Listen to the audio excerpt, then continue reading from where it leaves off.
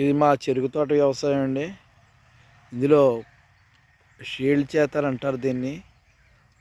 చెరుకు ముచ్చు కప్పెట్టిన తర్వాత ఒక 4-5 రోజుల్లో ఆ ముచ్చుని మళ్ళీ దిమ్మ మీద మట్టి తీసి ముచ్చుని కప్పడం అనేది జరుగుతుంది.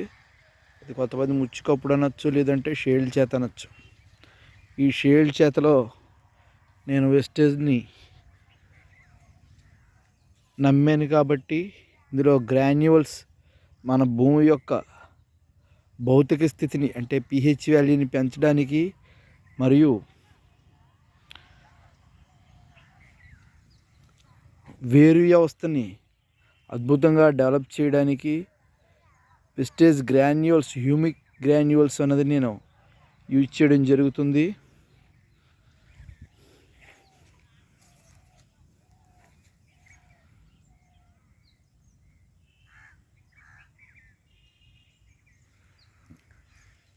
దీన్ని నేను గతంలో కూడా ఉపయోగించాను.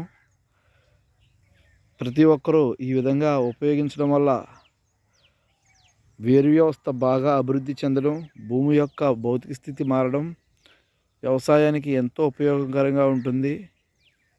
Thank you wastage.